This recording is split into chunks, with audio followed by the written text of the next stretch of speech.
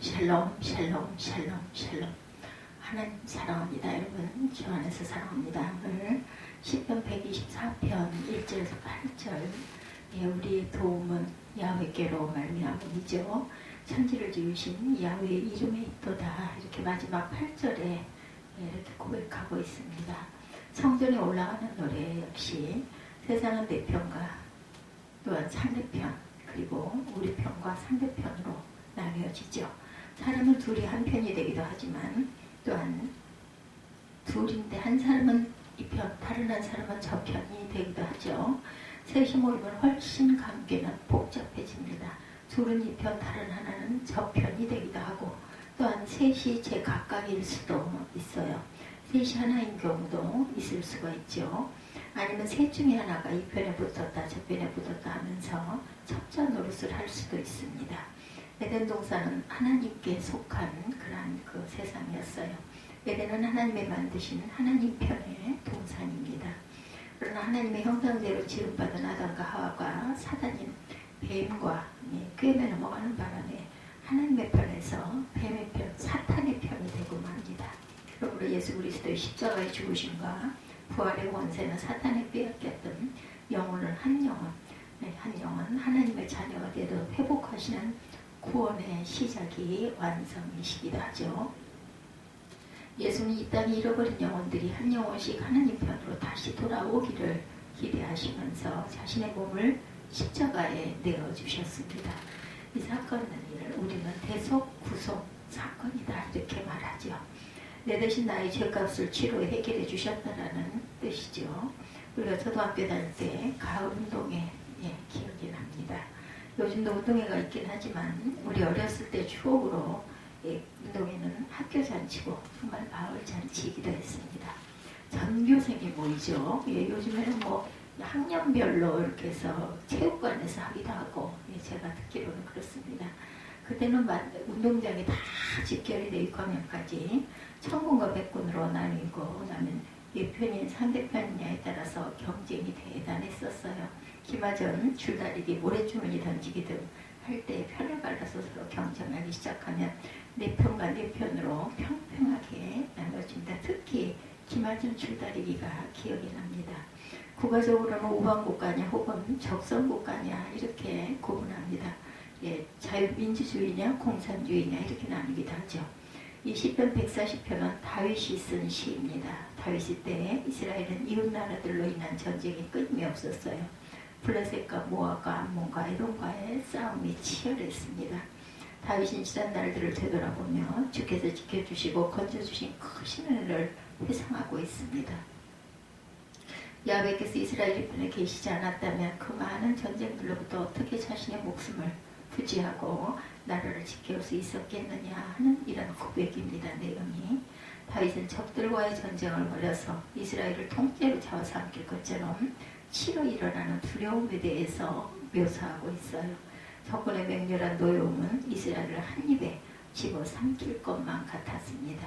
큰 물이 휩쓸어 지나가므로 모든 정든 그 생활 터전을 송두리째 잡아삼킬 것만 같은 대적자들의 공격 앞에서 매 순간마다 구해주시고 건져주시고 보호해주신 야훼 하나님의 이름을 높여드리고 있어요.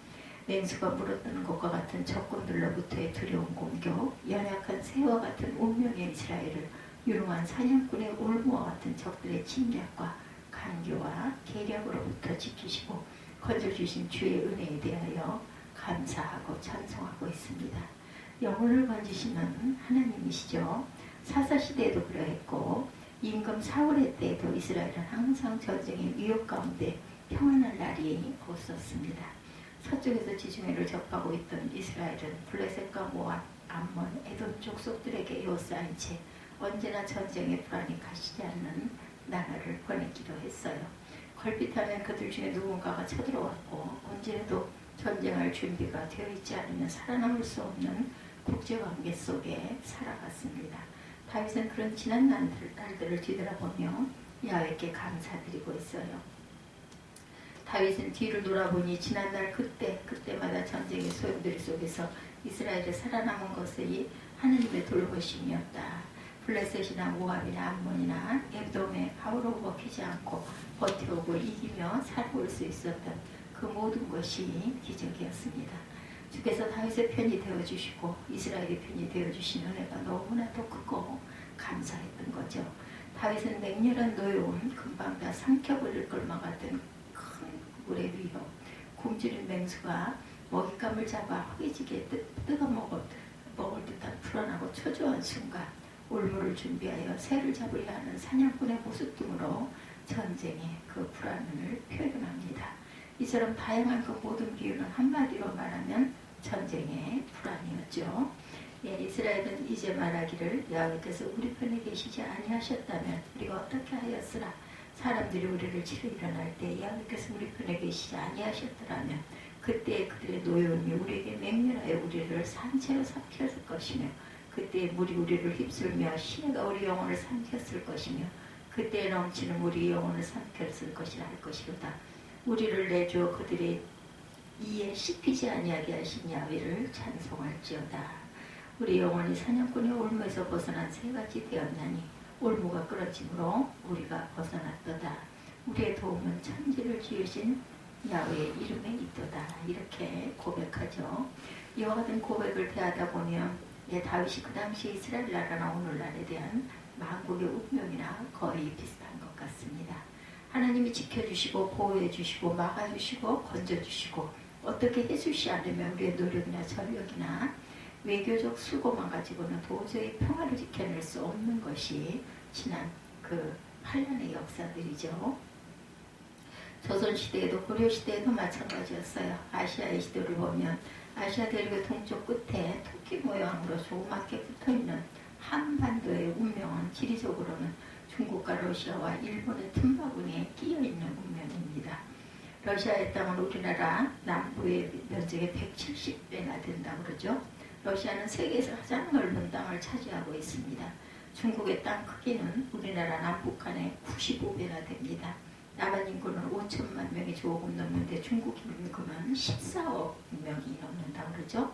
우리나라는 고려시대 때 몽골의 침입, 조선시대의 일본의 침입, 구원말 일본, 중국, 러시아가 조선의 한반도를 자신들의 밥으로 집어삼키려고 혈안이 되어 있게 됐어요. 그야말로 풍전등화 같은 침략의 야욕과 청일전쟁, 러일전쟁에 아수라장이 되는 혼란과 대격변기를 겪는 중에 결국은 일본 사람들이 우리 땅을 36년 동안이나 식민지로 지배하기까지 이르죠. 해방을 맞았지만 러시아와 미국의 신탁 통치 아래 놓이게 됩니다.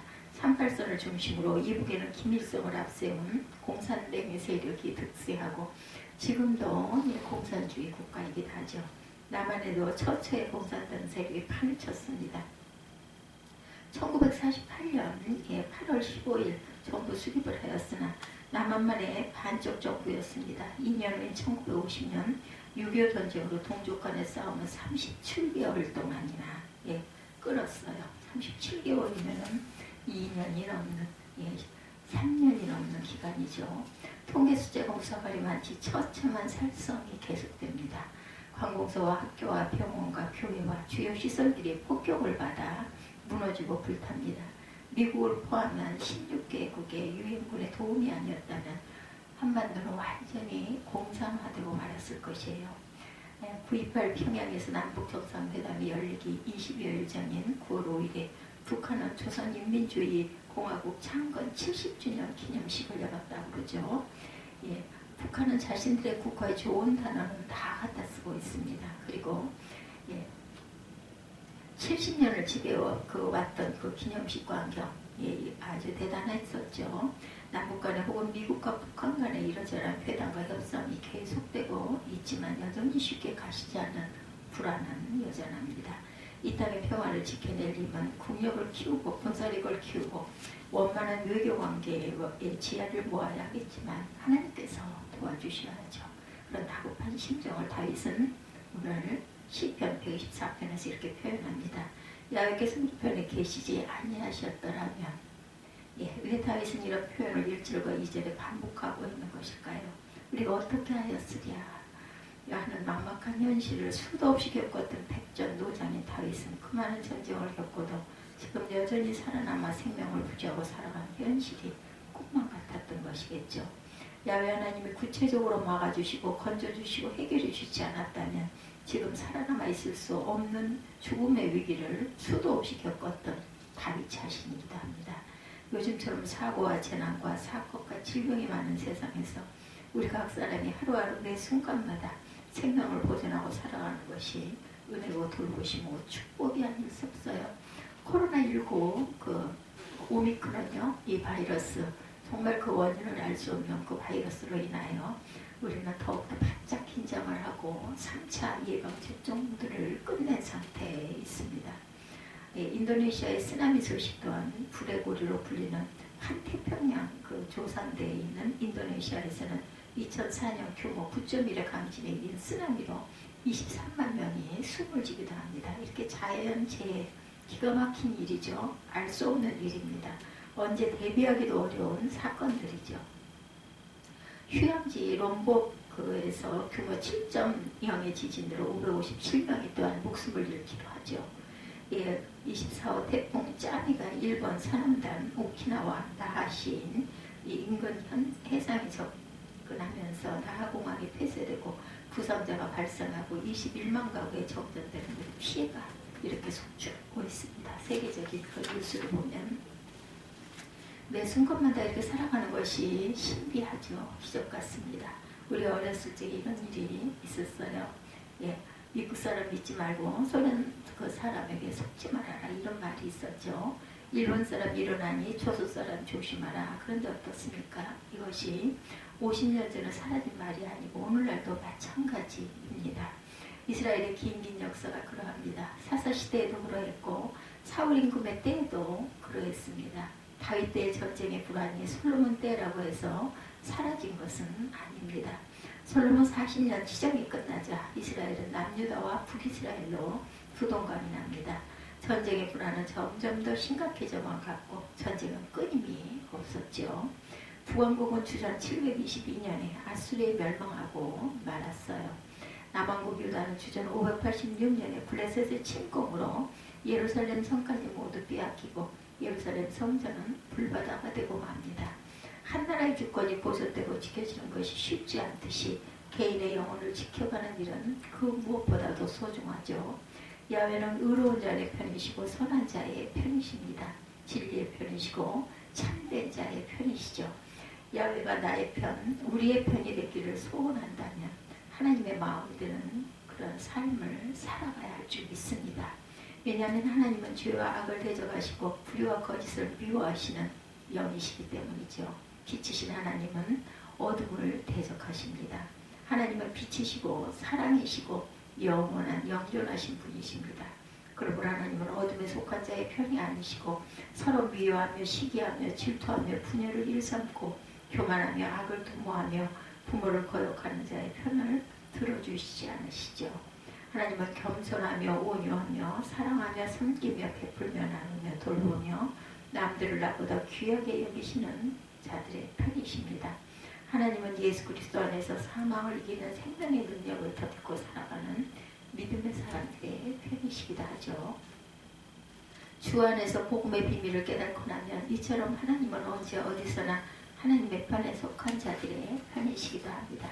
1861년 미국에서 4차례 남북전쟁이 있었어요. 미국 북군의 지도자는 공화당의 16대 대통령으로 링컨이셨습니다. 미국 남부 7개주 연방으로 연합한 남북 연합군의 지도자는 로버트 리 사령관이었죠. 1860년 미국의 북쪽과 남쪽은 서로 이해관계가 달라 일어난 남북전쟁이었습니다. 북부는 상공업을 중심으로 제조업이 발달되었고 북부 링컨 대통령과 공화당은 노예제도를 반대합니다. 그러나 남부는 목화재배로 거대한 농장을 이루었고 이 거대한 농장에 목화재배를 할 많은 노예들이 필요했죠. 그래서 링컨이 대통령 당선 이후 한 달 후 1861년 4월 12일 남북전쟁이 일어납니다. 북부는 링컨의 당선으로 공화당이 유리했지만 남부에는 전쟁에 능한 로버트 리 장군이 있었답니다. 북부의 로버트 리 장군처럼 유능하고 훈련된 군인들이 없어 전쟁 초기에는 싸울 때마다 북군이 패배를 합니다. 링컨 대통령은 전쟁 중에 매일 2-3시간씩 눈물로 하나님께 기도했다고 그러죠. 링컨은 백악관을 기도실로 만든 대통령이 기도했습니다. 어느 날 링컨이 기도실에서 기도하고 나오는데 참모가 링컨에게 걱정스럽게 묻습니다. 대통령님 걱정입니다. 눈물로 기도하고 로봇들이 장군도 눈물로 기도한답니다. 하나님도 고민이 많으시겠습니다. 하나님께서는 과연 누구의 편을 들어주실까요? 그때 링컨 대통령이 이런 대답을 했다고 그러죠. 나는 하나님이 우리의 편이 되어달라고 기도하는 것이 아닐세. 나는 우리 북군이 하나님의 편에 서게 해달라고 기도하는 것일세. 맞습니다. 하나님은 언제 어디서나 하나님의 속한 자의 편이 되어주실 것입니다. 찬송을 받으신 하나님이죠.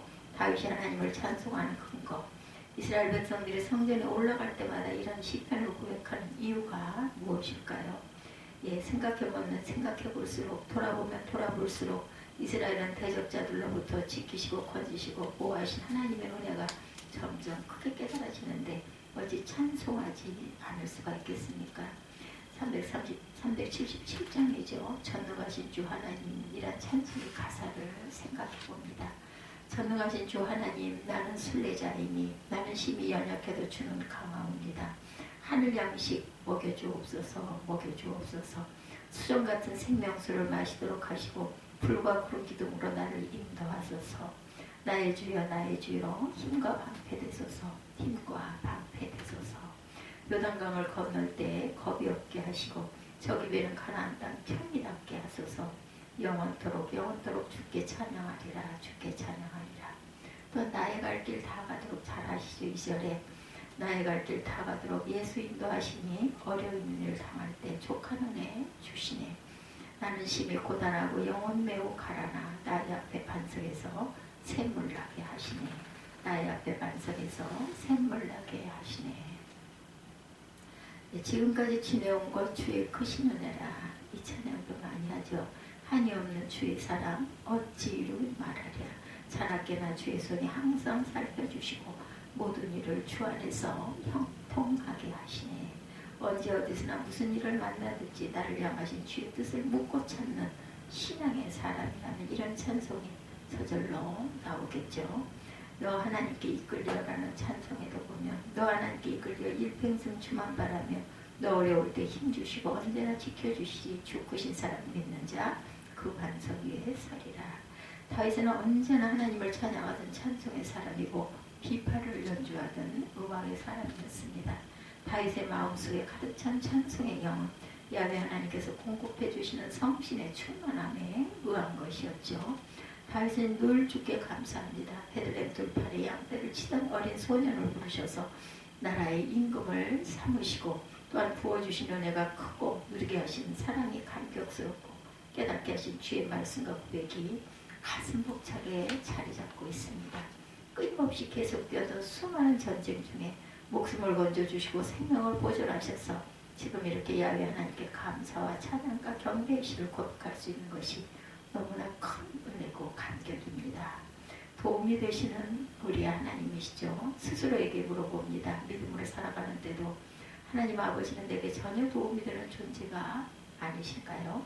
다윗이 시편 124편 8절에 우리 도움은 천지를 지신 야훼 이름에 있도다는 고백은 나와 전혀 상관에 없다라고 이렇게 말할 수 있는 사람이 있습니까? 이 세상에서 7, 80년을 살아가는 사람의 몸 안에 있는 혈관의 길이는 12만 킬로미터라고 합니다.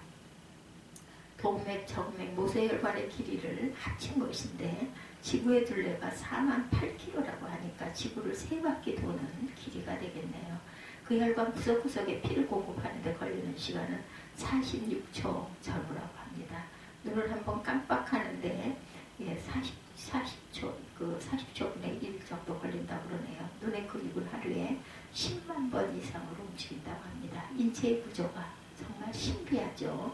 가난하게 태어나면 몸에 뼈가 305개인데 자라면서 뼈와 젖뼈가 서로 상합하여 하나로 붙게 되는데 어른이 되면 206개의 뼈로 몸을 지탱하고 살아간다고 하죠. 자동차를 만드는 데는 13,000개의 부품이 필요합니다. 비행기를 만드는 데는 3만 개, 우주선을 만드는 데는 500만 개의 부품이 필요하다고 하죠. 근데 사람의 몸에는 100조 개의 세포 조직이 있다고 합니다. 25조 개의 적혈구 250억 개의 백혈구가 있고 심장은 1분에 4.7리터의 피를 분푸시라고 혀에는 7,000개 이상의 미각세포가 있습니다. 재채기하는 속도는 시속 160km라고 하죠.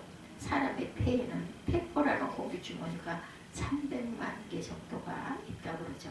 사람의 뇌의 무게는 몸무게의 2% 정도이지만 산소 소비량의 20%가 뇌에 쓰인다고 합니다. 음식을 먹으면 영양분의 20%가 뇌가 사용하고 피의 15%를 뇌가 사용한다고 그러죠.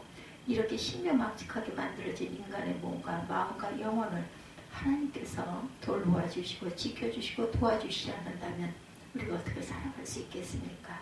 기적으로 살아가고 있습니다. 우리가 땅을 딛고 산다라는 것. 하나님의 도우심이 아니었다면 어떻게 노아가 방주를 건축할 수 있었겠습니까? 하나님의 도와주시지 않았다면 어떻게 노아 홍수시대 이후에 인간이 이 땅에서 살면서 다시 번성할 수 있었겠는가?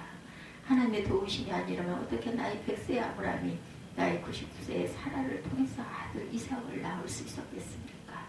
하나님의 도우심이 아니었다면 어떻게 히브리노의 청년 요셉이 애굽의 총리가 될 수 있었습니까?